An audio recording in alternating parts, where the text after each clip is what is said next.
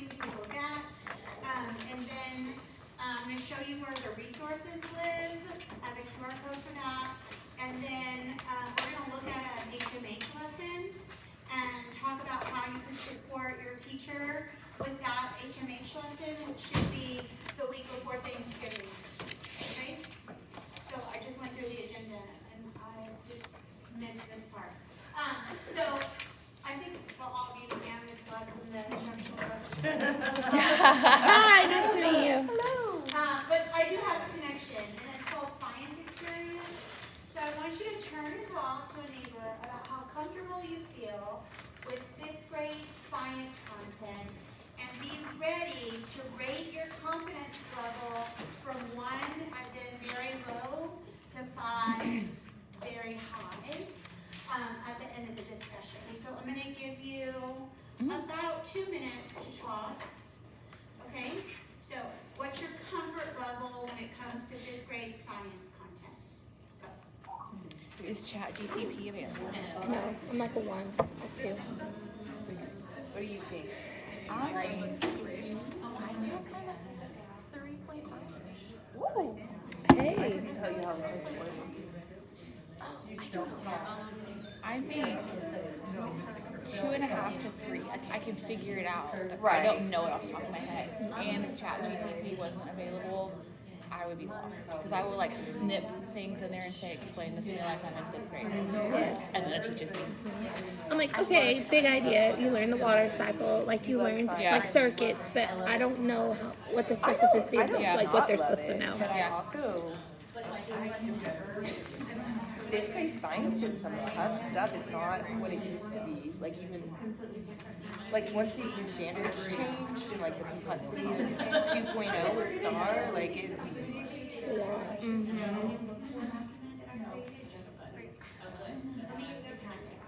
I had to, McCoy last year.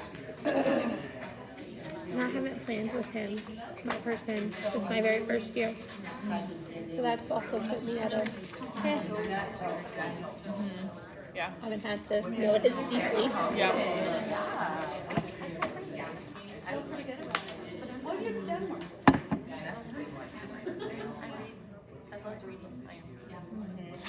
Science. Maybe that's my struggle. I'm so much of a fantasy reader. I like to suspend reality so I don't have anything to connect to. And I understand that. It's the best of both worlds. Yeah.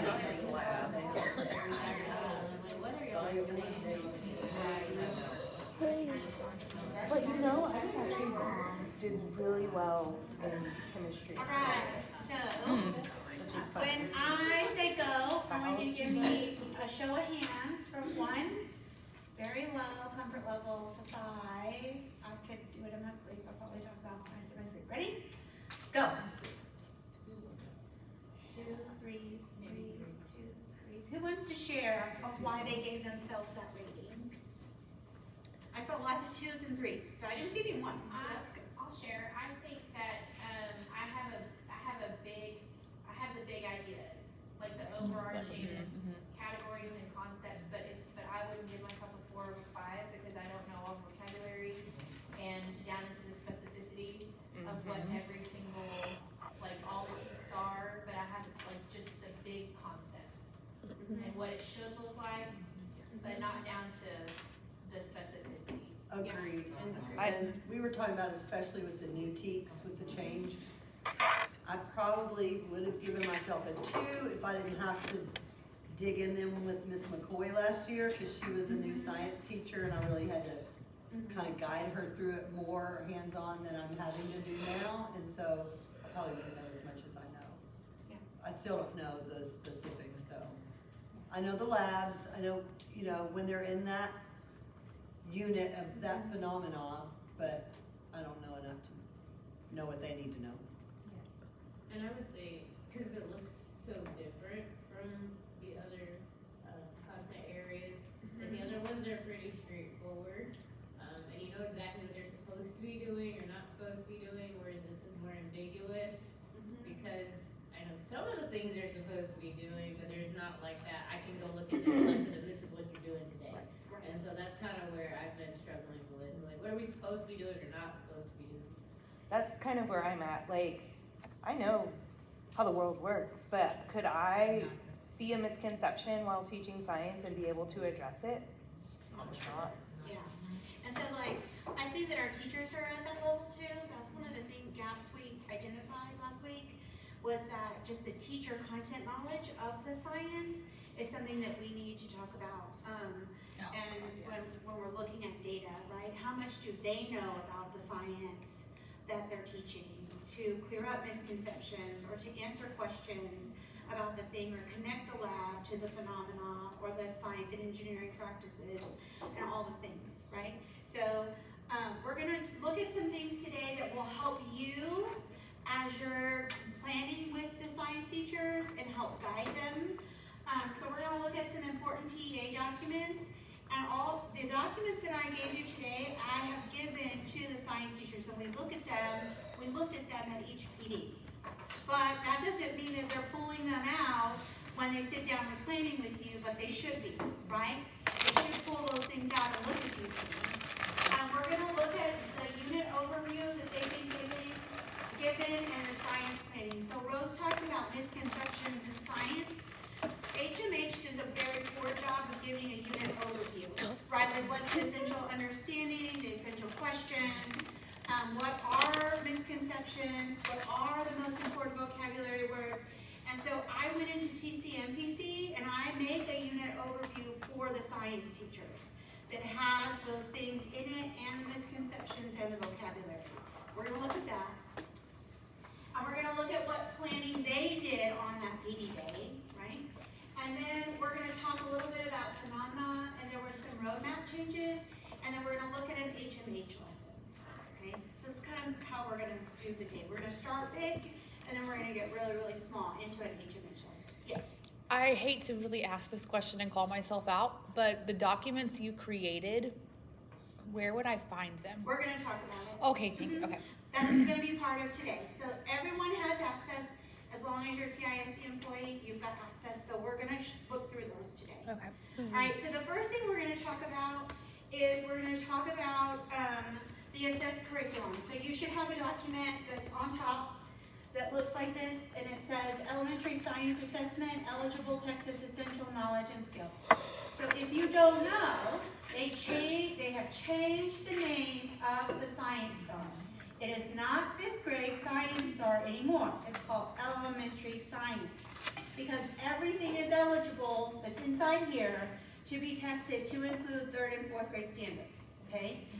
So that's really, really important. And this would be a helpful document, if you haven't already, given to your 3rd and 4th grade math and science teachers, so they can see what is most important, because it's going to be tested in 5th grade. We want to make sure that they really understand. So we're not going to look at all of the categories. We're just going to look at Earth and Space. So I want you to open up to Earth and Space, because that's what they have next. And if you don't know, I also did give them a blueprint. Earth and Space is the most heavily tested. It's going to be half of the points for the elementary science test. Half of the points are coming from Earth and Space. Okay? Just FYI. So when you look at it, you'll know why. Because look at how many standards are tested under this category. Count them up. How many? 7. Keep going. Oh, no, 7. That's organisms and environment. Yep, Earth and Space. Is 7. 12. There are 12 standards. It is 5.9A, 510A, Oh, I was B, just C. counting. Grade 4, 4.9A and B, 4.10A, B, C, 4.11A, and grade 3, 3.9B and C. There are 12 standards in this category that are going to be tested.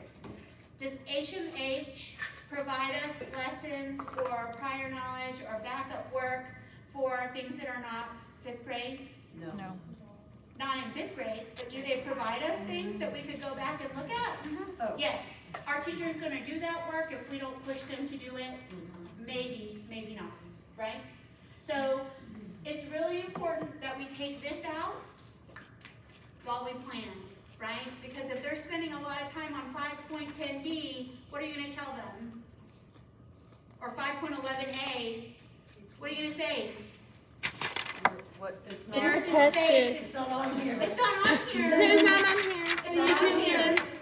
But what I would've said. 4.11a is, right? Right. So how can we use what's in the 4th grade HMH to help with that standard? So you're gonna see some of that change on the roadmap, Oh, thank goodness. okay? All right, so that's why this is so important. And we've done a lot of work working at this together as science teachers. Okay, the next one I want you to look at is your performance level descriptors. It looks like this, it's not highlighted, but it says performance level descriptors, grade 5 science. It should be right after the assessed curriculum. This comes from TEA, and it has statements, right? For students that are achieving at the master's level, the meets level, the approaches level, and the does not meet level. Do you see that paper?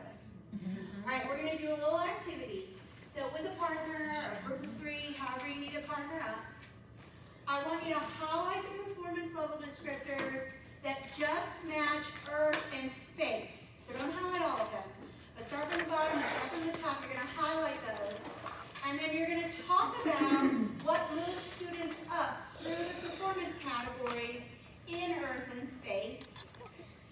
And then discuss what the impact of this knowledge is on our teaching and our plan with science teachers. Okay?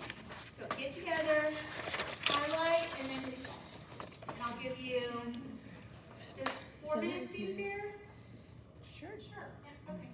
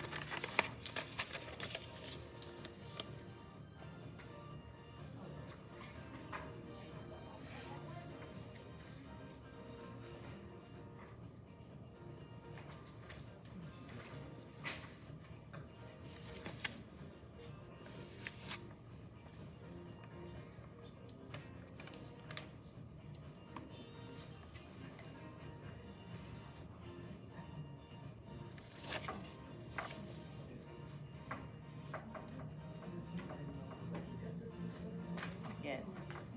You're right. Thanks for the in the moment feedback. Appreciate it. You might be missing one on the bottom. It does not. The renewable. Oh, I see. Oh, I circled the So wrong. Earth and Moon. No, those are both right. I think they're both right. Yeah. Renewable resources. Yeah.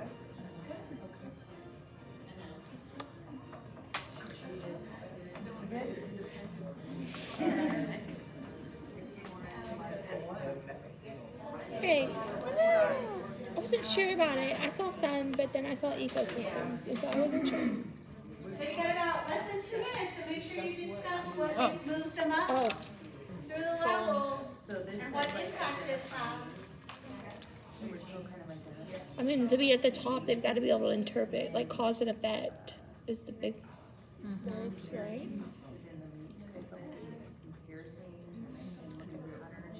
And how it's like rapid changes in the Earth's surface. And use those, go back to your assessed curriculum and look at those teaks and see how they match up.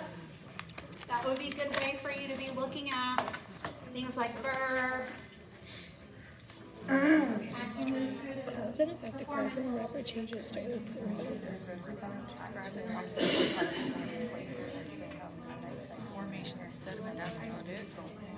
changes in surf. So that would be This is pattern cycle method. model and level, identify right? how changes in earth surfaces by wind, water, ice result in the formation of land. Is that what you're saying? Rapid changes, maybe? But you could, I mean, technically you could put it in water. That's still I can find the order of the planets. Let's see. modeling. But I think the level of model, the verb, model and identify is a different level verb than interpret cause and effect. Yes.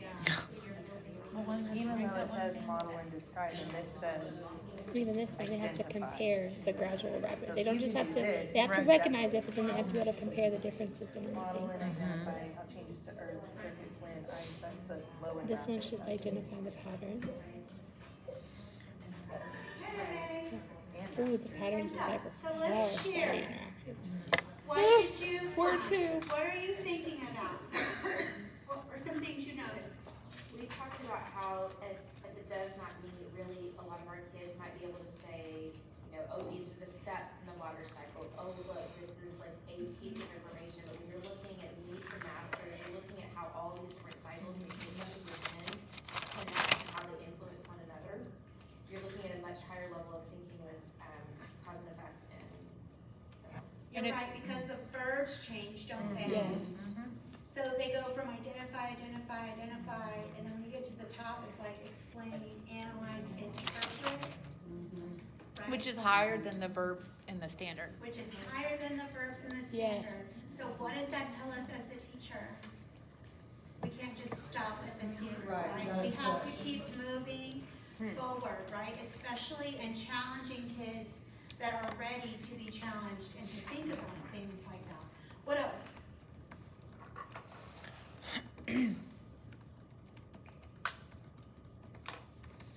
The differences between the Earth's changes, the gradual and rapid Earth changes, one, you just need to recognize and compare them. Is this a gradual change or is this a rapid change?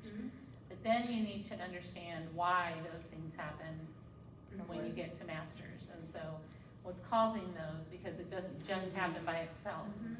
Something caused Is it when it, Or is it seeing ice, something is it and being water? able to interpret what the effect could Which be, is just What or the what the effect cause could be. was. Right. what we were talking about last week, when we were talking about how they Right. can't transfer it. So but look at that. So like in MEADS, it talks about gradual and rapid changes. And in Masters, it talks about gradual and rapid changes. Go back to your assessed curriculum. What do you notice? Look at those standards for changes. What do you notice? Third, fourth grade. Is it just a fifth grade standard? No. Does fifth grade talk about rapid changes? I don't think so. Not, Who talks No. about rapid not changes? here, they don't. Who talks about rapid changes? Fourth grade. And Third. third grade. Third grade is where they really talk about rapid changes. Oh, yeah, right there. Volcanoes, 3.10, earthquakes, tsunamis. 3.10C. Right. So if we're just stopping with gradual changes and we're just teaching our standard, are we going to get kids to the MEADS and Masters level? And remember, why is Earth and space so important? It's half the test. It's half the test. So we really have to spend a lot of time here and looking, but do we see why these performance levels, how they help us when we're planning with our teachers? And I don't think, even though we do this work where we highlight every time we meet, like the first time the force and energy, we just highlighted the force and energy and talked about it. When we met for Earth and space, we just highlighted Earth and space and talked about it, like what I did with you. But sometimes a piece of paper can get shoved into a folder and not looked at again when we're planning. So it's our job as the coaches, as the facilitators, to make sure that these documents get pulled out again, right? And that we have a conversation. Anything else before I move on? All right, so here are the science planning documents. So Crystal, this is what you wanted, right? So you can QR code it, or you can put this into your computer, and we'll go look at those, and I'll talk you through some of those documents. And you may want to write down that shortcut, just so that you can access it again easily. But I would say once you get it, bookmark it, right? That's helpful. It does live in the IC drive, and it's in the back to school, the August back to school folder, because at the time I didn't realize that that was gonna be the folder where we put all the things. I might have made a different choice, but that's where it lives, so. Who still needs this? I do. Okay. It's saying, mine is telling me that Temple doesn't want me to use it. Private. Huh? It's private.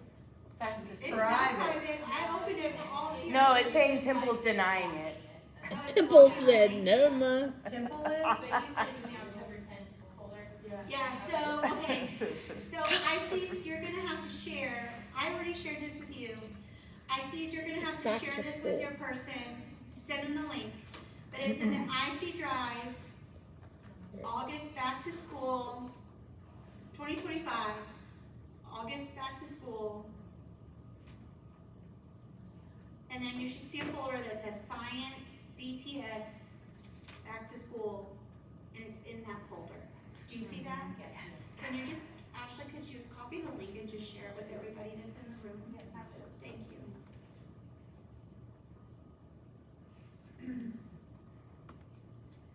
So I kind of want to just go through some of this together with you.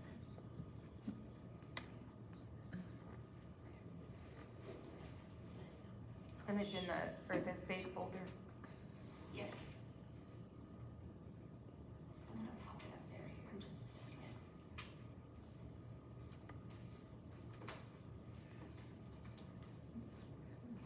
And all your science teachers have access to this.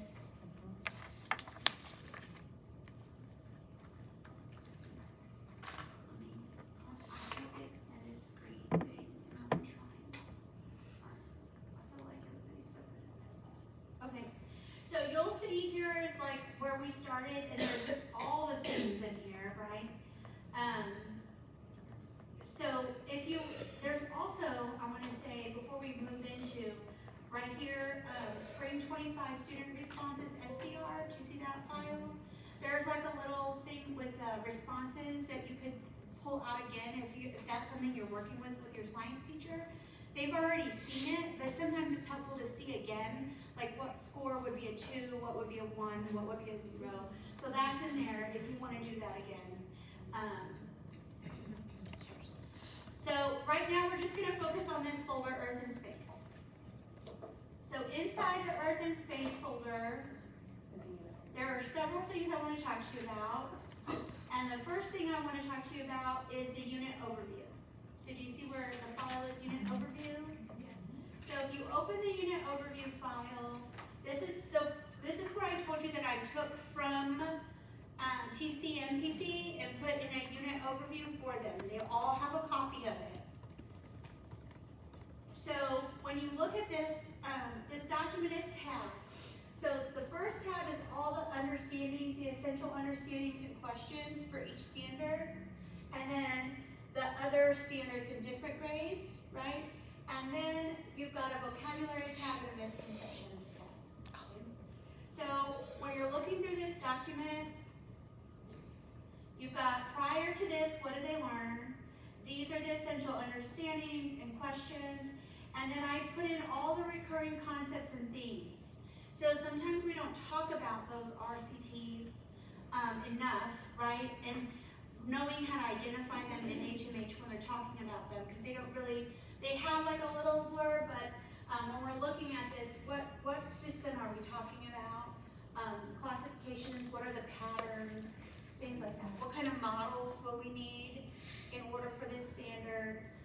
What stays constant, what's the change, all those little things that they talk about. And so you'll see that for every lesson, and then I put some research in there. So they have this for all the standards, right? So I have this overview for them. And then you've got the vocabulary, so this is all the vocabulary that's gonna be really important for them to know for the Science Star, and then misconceptions. So, and they're broken down by standard. So, they're getting ready to teach water cycle and weather 5.10a. Here are some of the misconceptions. So these are good conversations to have. If your student has a misconception, how are you going to address it, right? How are you going to attack that?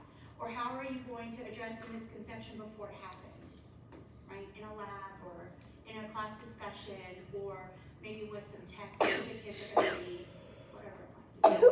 Okay? So they all got that unit overview and now you have it too. The other thing I wanted to show you, they do have a content mapping. We're not gonna open that up just right now, but that document, that unit overview that I gave them, that's kind of how they fill out their content mapping. Right here I have all the Earth and Space released questions that they can use because it doesn't have the last one, right? We wanna make sure that they don't use 2025 because we're gonna be using that for the benchmark. So I do it where it's just 24 and beyond, and so I tell them, these are the ones you can use, don't use any other ones than this. And so these are gonna be important because they reference these as exit tickets. Okay. Oops. And then we also have a draft, like an assessment for Earth and Space.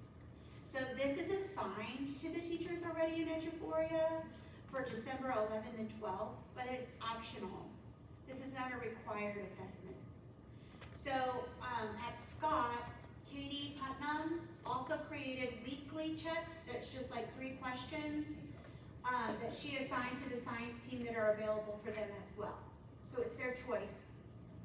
And then, but the exit tickets, the daily exit tickets, like for the labs and stuff, are not a choice. They need to be doing that every time. Because they need to be connecting, like, how did the lab that I just did, how does that look like how it's gonna be tested? Make sense? Mm-hmm. Okay.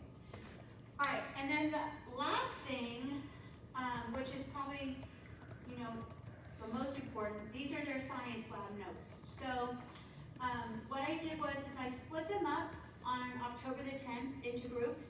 So I had 2 groups, and one group took 5.9A and 5.10A, and the other group took 5.10B and 5.10C. And what they did was, and I'm gonna hop down to segmentary, but what they did was, is they looked at the standard overall, and they aligned labs in HMH, and then supplemental labs, any other labs that would also be aligned to that standard that they could do, right? They made a materials list, and then, like this one has an interactive demo for fossil fuels, and then at the end of that, there's an SCR writing assignment.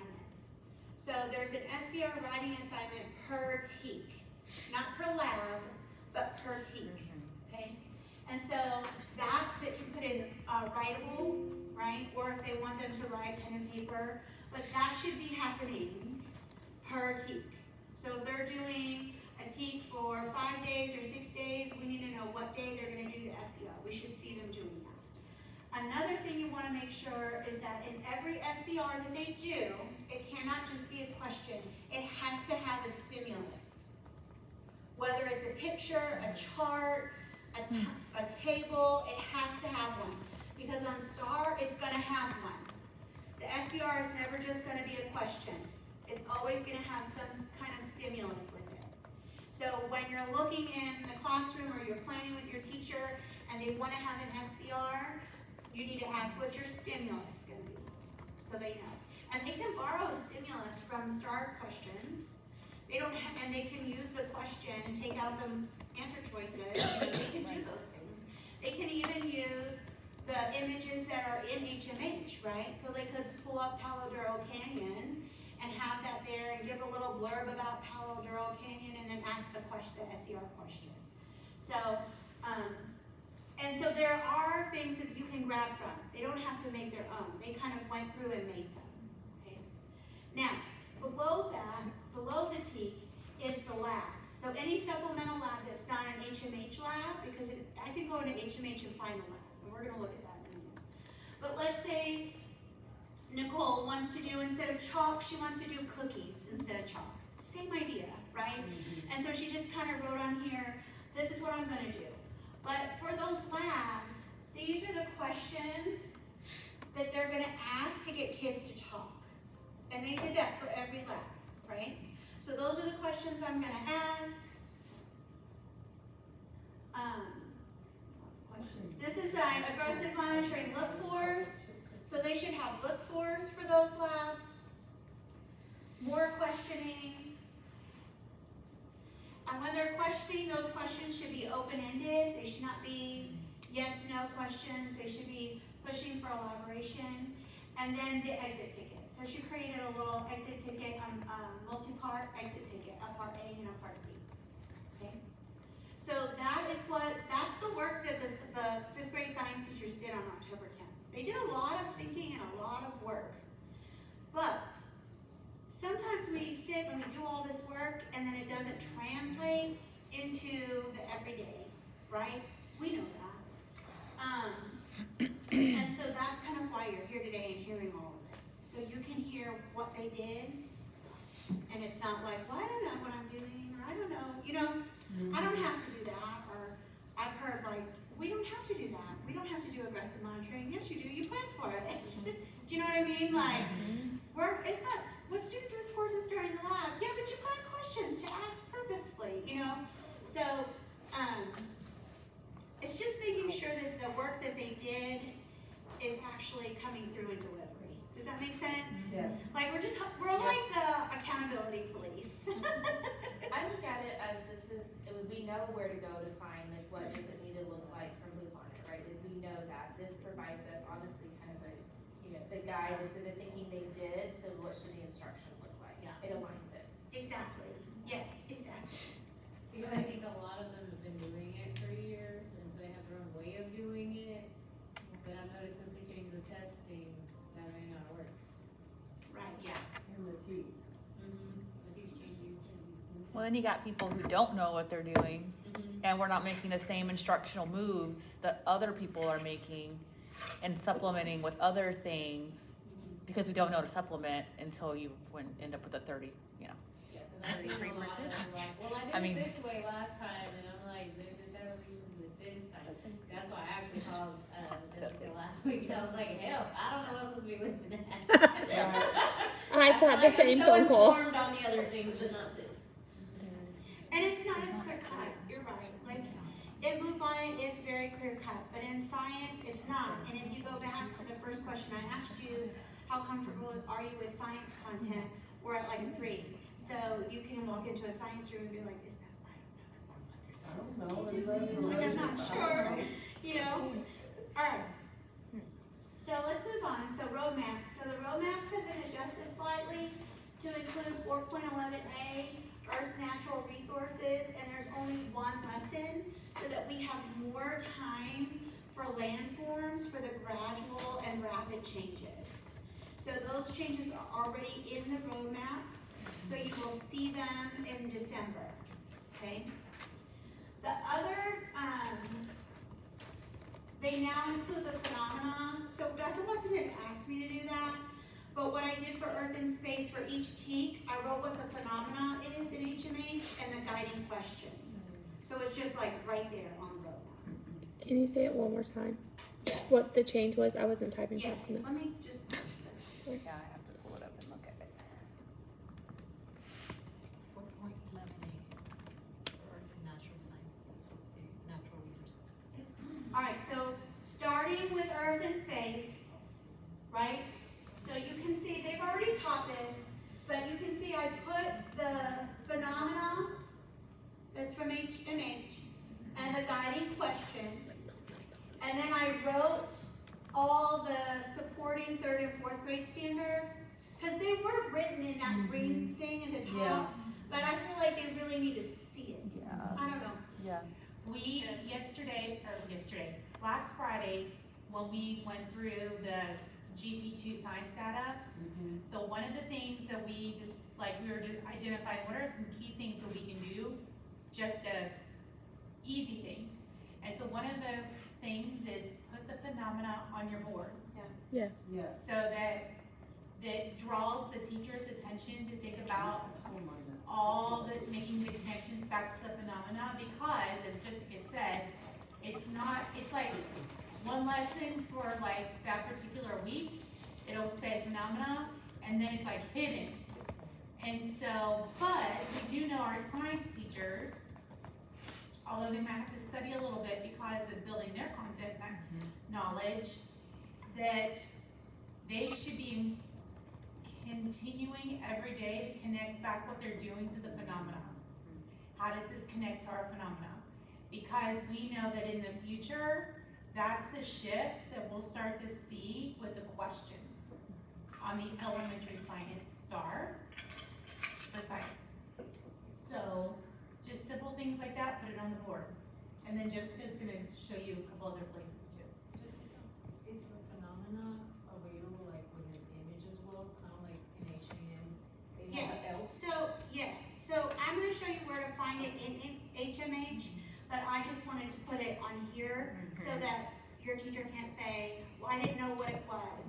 Like if we're asking them to put it on the board, this is easy for them, they sit written right here. Have I done any of the other ones yet? No, but I will. Let's get through till Christmas.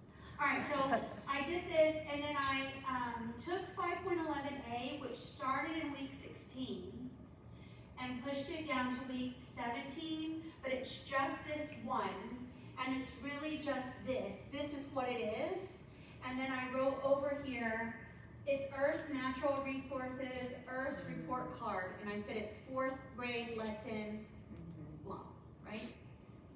So that you know. So now you have time, and so that's why right here it says there's some built-in time for changes, quick changes, rapid changes, to kind of review some of that. Okay? And then one change that I haven't had a chance to do yet, but it doesn't happen until week 27, is we're gonna take the low teaks and we're gonna put them in for review in the roadmap, so they know what teaks to review before the charges. And to help with that, we found a company that's their whole focus is supplemental science. And they have added elementary, and I've gotten to meet with the vendor when I was at a conference in October, and then Jessica and Ashley have been able to look at their resources, because that's one thing that we hear is like, we don't have, like, we have to reteach, we don't have enough material. Or what if I wanna build in, like, one of my stations is like review. I don't know where, I don't wanna keep pulling the same things. So the company's called Penda, we're going to pilot it with all of our 5th grade science. It goes down to 3rd, but I don't wanna push it to 3rd because we've got too much going on, right? With Blue Bonnet. So we're gonna really focus our 5th grade science teachers on, they'll get training, and then they'll be able to pilot it for the rest of the school year. Do you mean PNDA. science only? Science only, it's just a science supplement. So our math and science NDA. teachers won't have that. No, they'll have it. Okay, that's what I. Any 5th grade teacher that teaches science will have Panda it. with an E. Yeah, Yeah, Panda with an E, that's perfect. the company's called Penda. Panda. P-E-N, like kinda like panda, but Penda. P-E-N-D-A. So I was looking at this, and then I was looking at the roadmap, and like we do have like weeks of instruction where it's not star tested standards. Like what I'm wondering is it okay to condense some of those so that we can make space to go back and have time to hit some of those 3rd and 4th? Okay. Absolutely. Yes, I think that's something that we talked about last Friday, and I think it's gonna, just like all the roadmaps, they're very, very much a living document. Okay. So I think as we go through and we find out, oh, this standard isn't tested, I mean, legally, we're so obligated to teach it. I could do so it in we can 2 do it days for a instead of day, 7. you know what I mean? Exactly. And then we're gonna Yeah. move Okay. on And to- tie it to how it's supported. Because we wanna make Better, sure yeah. that we're also, just like we need our 3rd and 4th grade teachers to teaching these like Yep. key ones, we don't wanna Create the fill gaps. for 6th grade. Yep. 7th grade and 8th grade. Yep. Yep. All right, so now we're gonna look at a lesson. So I printed out for you, the lesson on sedimentary rocks, days 1, part of day 1, 2, and I think all the way to day 4. Yes, all the way to day 4. And so I wanted to kind of show you the lesson because this is the interactive teacher guide. well, actually, this is the PDF that I printed, right? But, they have an interactive one. So I I don't know about you, but I like to have hard copies to write on or something, right? And so I know that I'm speaking to the choir here, to download the PDF, put it on my iPad, and I can write on it, right? Okay. But if you want a hard copy, download the PDF, download just the link that you need, right? But I wanted to do this one because it's not this week upcoming, because they probably already planned it. But it's the week after that, before Thanksgiving, to give you kind of a toolkit so you're ready to hit the ground running this week. So, the first thing we need to talk about is where it's kind of right? Because it's not, there's a little spot in day one for it. All the phenomena is very, very short video, right? But it's like, where in here do I reference back the phenomena? So on day one, every time in day one, there's a can you explain it? And you're gonna see the video that says phenomenon video. Do you see that? Right at the top. Can you explain it? Phenomenon video. And that will link you to the video. But notice, it doesn't really say anything more than that. And they all look just like that. And then below it, it says the guiding question. How did the sedimentary rock in Palo Duro Canyon form? It's still not really telling me what the phenomena is. No. So keep reading. And then it says, introduce the phenomena. That Palo Duro Canyon is made of layers of rock that formed over a long period of time. That's the phenomenon, okay? And the guiding question is, how did that happen, right? And then it gives them a little tiny bit of teacher background. So there's not a whole lot there for them to go on, okay? And then it tells them lead this discussion, ask these questions, use evidence they gather through hands-on activities and explorations to answer the questions and generate new questions. So they're supposed to ask some questions about Palo Duro Canyon and sedimentary rocks that as you go through the labs, you come back to that question and answer all the questions they have. Does that make sense? That's kind of how we're connecting the phenomena to the labs. Okay? So then, turn the page and go to day 2. So when you're looking at the hands-on activity, do you notice the little bar at the top that says Pocket Lab? Okay? Those on the interactive, that's where all your helpful downloads are going to be. So the first one that says hands-on activity and Pocket Lab notebook, you can actually click on that, download it, edit it, change things, and you can print that out and give it to your kids while they're doing the lab, okay? They have the interactive student lesson. That's the one that they could see on their Chromebooks. It looks exactly the same as the Pocket Lab, it's just on the computer. So like one of the teachers' complaints is it tells them the answer of what to write. So if they're complaining about that, then print it out on paper, right? Okay. The next one is the student print edition. It's exactly the same thing, but in a PDF. So like the first 3 things are almost exactly the same. Just how to find them. And then you've got the hands-on activity downloadable worksheet. So there's just like a little worksheet. It's different than the Pocket Lab. It's a little bit simpler, especially for those teachers who teach both math and science that may not have 70 to 90 minutes to teach science. Okay. So when you go through, it tells you how long it's going to take, what TEK it's hitting, what scientific and engineering processes are. It gives you a target. And then right there where it says sense making, that's another piece of the phenomenon. They don't call it phenomena, they call it sense making. And it says students will understand that their model represents a process that takes thousands to millions of years.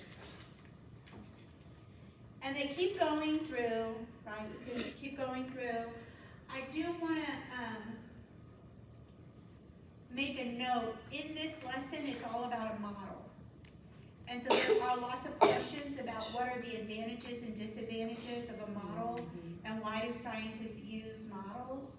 And there can be a tendency to skip right over that and get to the lab, but that is a huge TEK. They gotta know why we use models and what are the advantages and the disadvantages of them. They have to know that. And it's right in here under lead a group discussion. I think one of the things was, I was reading this, one of the problems is having to read it online. It really is. Because it's really hard to read it online and like make the notes and all the things, right? Okay, keep going down the page and find the heading that says elicit student thinking. So who will read that for me? Elicit student thinking by discussing the questions, why do some rock formations have bands of different colors, like the rocks at Palo Duro Canyon? How are the bands related to rock types and sediments? What forces act to produce these bands? And then revisit these questions after part 2. So in part 1, look, this is a connection to what? The phenomena. And it already gives you questions to ask. And then it says revisit these questions after part 2, which is day 3.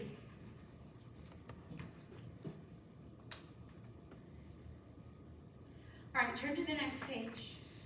So do you see at the top where it says steps 1 through 3? This is where I marked rehearsal. This is what you want to rehearse with the teachers. How they're going to, and I wrote a question out to the side. What will you do? How will you do this?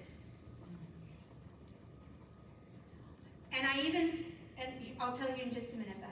Jessica, did you say steps 1 through 3. Okay. That's the lab. Gotcha. But I want you to know that the chalk that comes in their kit is not great. It's really it's hard. horrible. It's awful. So, and that's why you have teachers who want to do cookies Yes. or cereal or whatever. Maybe you just go buy them some softer chalk, but be willing to kind of give there as long as the idea and we can connect it back, right? All the kids are doing are shaking a jar of chalk. That's what they're doing, this whole lab. So. And it's hard and it's loud. It is. So that's why I said you may want to I thought massage that was part totally into dry something it else. last year. Something that's going to be easily breakable. But they have the jars with the lids in their kits. They have that part. But you need to rehearse that because otherwise you're going to walk in and you're going to see a lot of kids shaking chalk. And we need to talk, what are you going to do while they're shaking the chalk? What questions are you going to ask? How are you going to relate it to the phenomena? And they need to rehearse those words. Does that make sense what I'm saying? Okay. All right, and then in steps 4 through 6, it says what? Who can read the first paragraph for me? Before students move on to steps 4 through 6, point out that their model so far includes only part of the process of sedimentary rock formation. Shaking the chalk model's weathering, and pouring it in the cup represents erosion and deposition. So do you think that's important? Mm-hmm. And it was 1 sentence long. Yeah. So how are teachers going to do that? Get that learning across to the children, right? How will you do that? And then it says what steps are missing, and then the last paragraph says what? Who will read that last paragraph on top of the picture with the book and the cups? Students place their models in a designated location where they will remain undisturbed. You may label each group's model by placing a sticky note with students' names on the top of it. So what are you gonna ask them? How are you gonna do How are we gonna that? do it? Where are you gonna put these?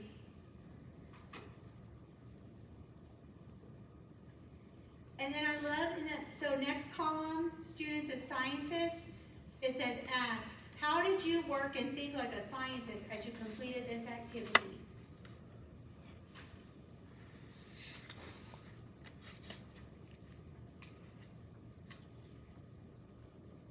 And then it says exit ticket, and it gives you an exit ticket, but you could go back and use a STAR question, those release STAR questions that I have. And all the release STAR questions are there, I'll give you one. So you could use 2024's question 22. Or you could use 2021's question 28. Those would be good exit tickets. So you've done all this learning, you've connected it to the phenomena, now you give them an it and you say, this is how they're gonna test you on sedimentary rock, right? What do you know, what do you don't know? Because it doesn't have to be graded, right? What parts are you still confused about? What part in this question, what's the most important part? What is the stimuli telling you, right? Because there's pictures and all these things. All right, so then you go through day 2, is after it's been sitting and you look and you talk about compaction and cementation, and it connects and it goes through just like the day before.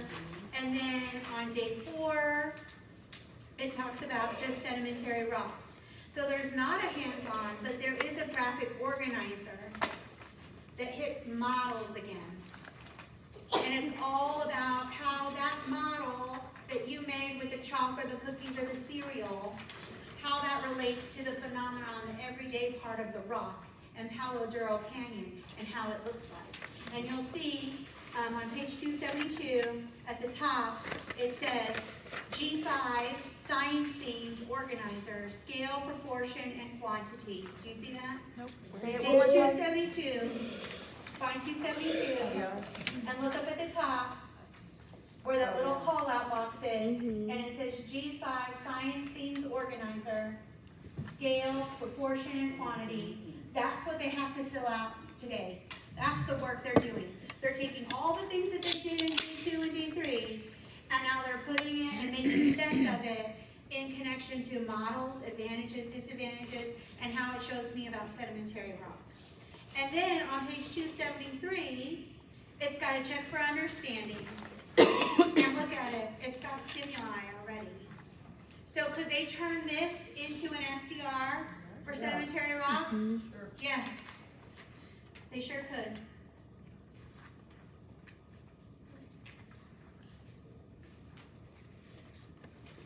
Okay, so that's how you can really, but you really have to, there's not a lot of meat in here, right? There's some good questions and stuff, but you really have to put on your teacher hat and say, where are these things? How are you going to do this? Look at this question. This is a great question. How can we use this? What's the flow of these whole days, right? As you're planning. Does that help a little bit? Make sense of what science looks like? So how do you know how do you know when this isn't good enough and that I should go to serious? Because the reality is I know a lot of people use little bitty chunks of this and other things. So how do I know? This is what I would say. You gotta go back to the standard, go look and see how it's tested. That would be a big, huge clue.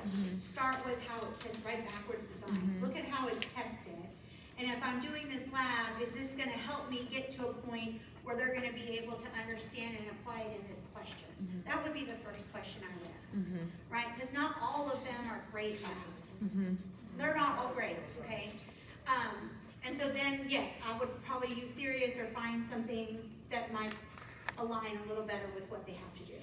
Especially like the force and energy ones. STAR's gonna ask them about ramps and heights of ramps, and they don't have any labs that are like that in HMH. So the teachers have to do that kind of work, right? But for Earth and Space in this one, this sedimentary rock, this lab is pretty aligned. This is pretty good. So that's how I would answer the question. You're gonna kind of have to look and see. You're gonna have to go and look and see how it's tested. And then you're gonna have to read the labs to know. I mean, that's how, there is no like magic document that tells you. I wish there was. I wish there was, yeah. Come on, Jessica, where's the list? I don't have a list. I can work on a list. Because that's the gap, I feel like. That is 100%. You're counting on me to make that call. We can see where that got our science score, so. Maybe it's like, a whole list, maybe even just starting off with the testing standards, like just maybe even starting there, like making sure, like this one, this one's pretty spot on, if you follow it pretty closely, here's a couple of tweaks that enhance it, this one not even close, right?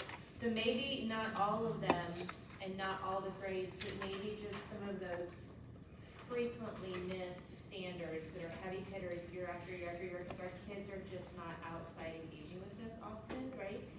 So I'm wondering if that would be a starting point that would be less overwhelming than all of it. Because absolutely, like this, So having an if a hour person's learning the uninterrupted to like content go at the through same this, yeah, time I they're can trying talk to to decipher, her is it this good enough? week It's is like, great, you Next know, week like. is gonna be great. Well, and But I if you think, go but back that's and the watch the key. teacher So who was, I will like, say, back just and in forth all between the honesty, two, and I'm like, what how Issa is and I she have gonna do learned doing daily But the PLCs with safety math and piece is that- reading Yeah. is that There. if you're guiding them through, you can't just have a he knows list it of here, questions. but the You delivery is have got to know that lesson. like, tell, I don't know. Otherwise, you're not gonna be able to I get love the you. teachers to the depth that you need them to. And that sucks, right? Because we're internalizing 6 lessons a day for the next day, and it's like, where do I find the time?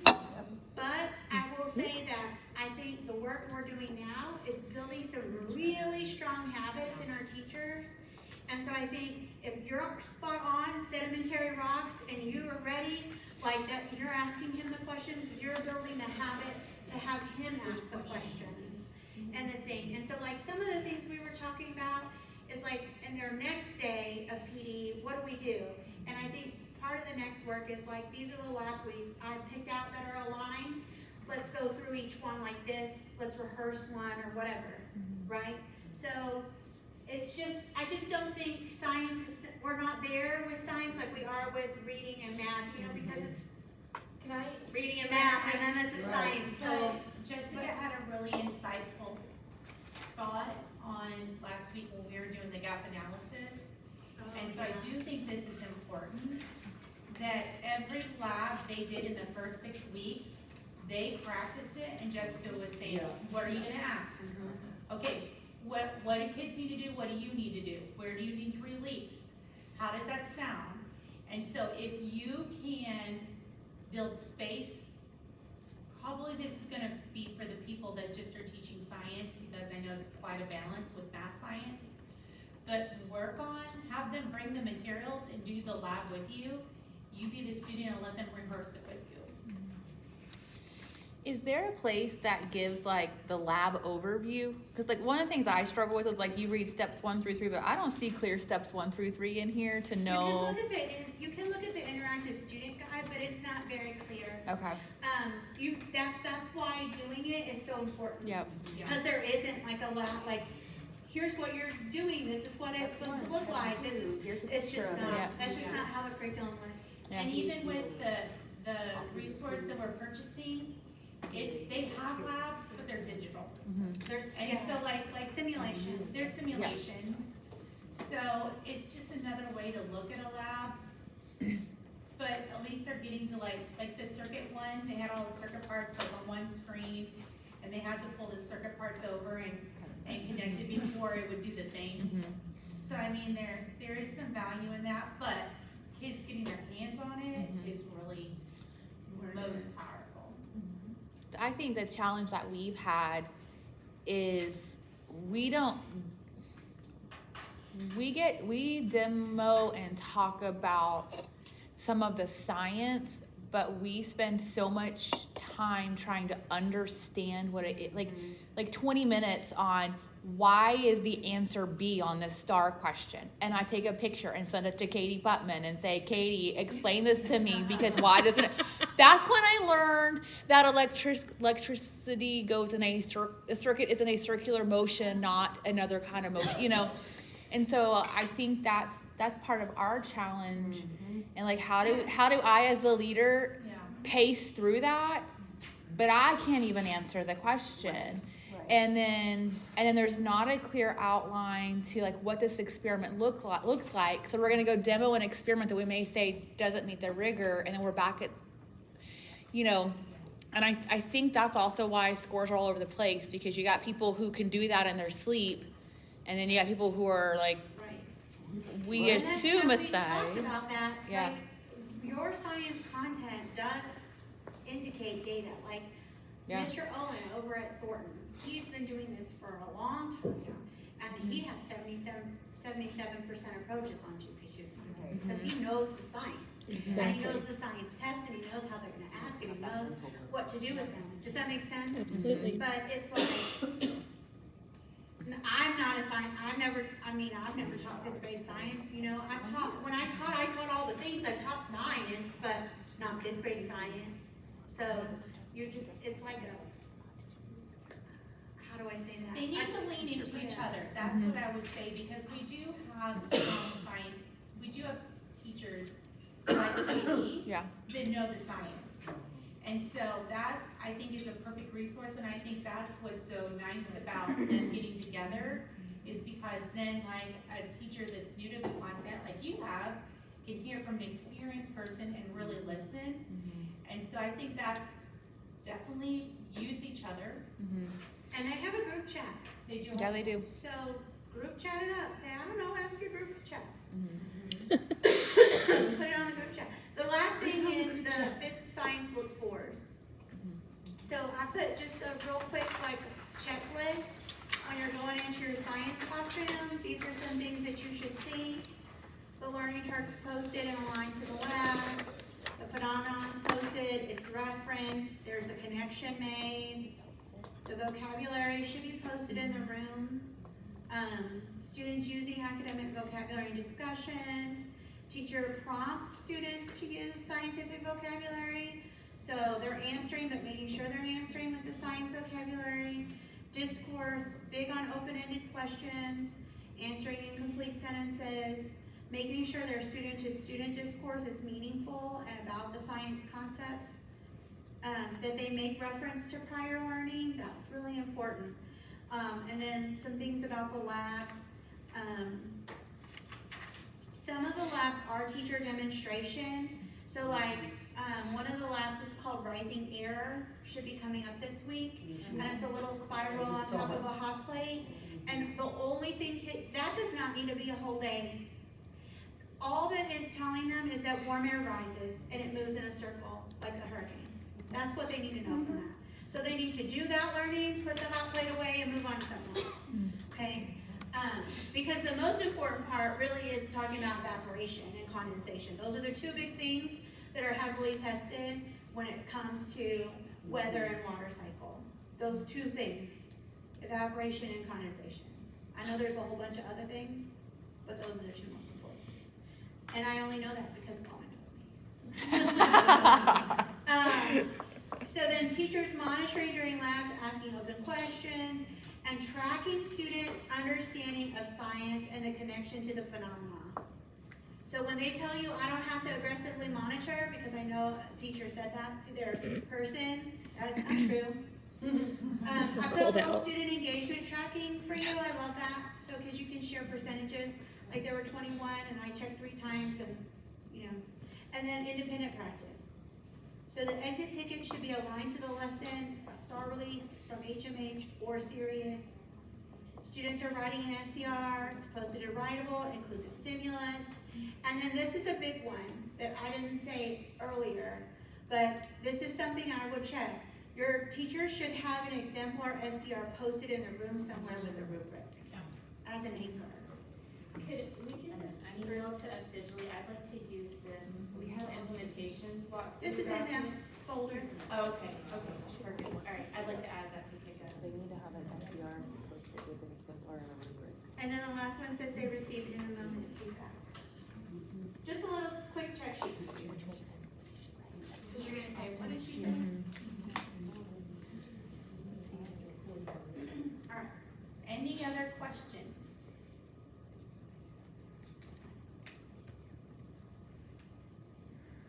Okay. That's nerve-wracking because I don't know all the science. You did a good job, Yeah. You did Jessica. great. It's just Well, not- Yes. And I keep hearing from all different science teachers from where I go or whatever, they're just so thankful for you. So, I'm trying to help them out You've as been a best good I leader. can. And there are things that I do know how to do, instructional, sound things right. that aren't content related, but I'm learning just like you guys as I go through, so.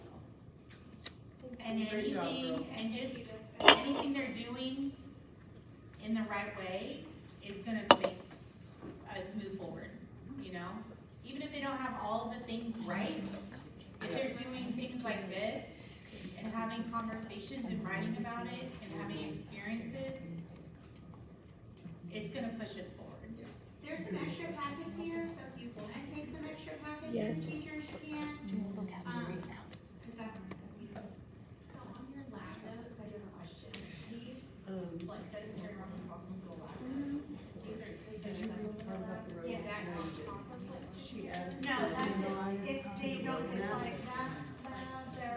teachers had an easy place to see it since we've asked them to post it. All right, friends, we are going to transition to writing. Ashley is going to.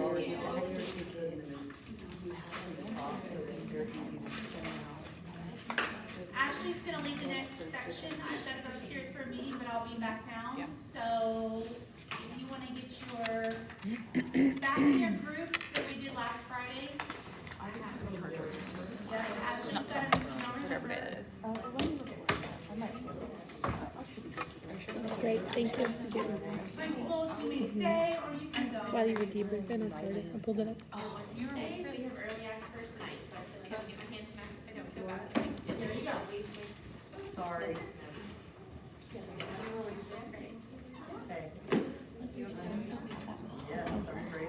I'm so glad it's over. Well, because I don't feel the 19th in the body. We're trying to schedule an observation session. That was helpful.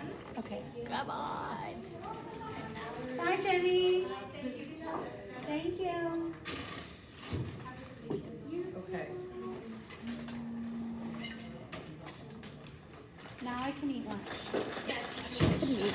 I've got, you can, I've got a teacher observation. Yeah, let's do that. That I'm gonna need to be part of. But I'll have walks, I'm gonna schedule. But now you're gonna be going to a campus order. So yeah, that's fine. We're doing a half day teacher. I was gonna do that earlier. Look at me being all on Do you think they'll clear if I come? Amanda, I'll be in Mercer there for about an hour recorded and a it. half, maybe, an hour. Cool. Because Jill's gonna For let me do one Lucy. with it. Oh, I forgot to stop it.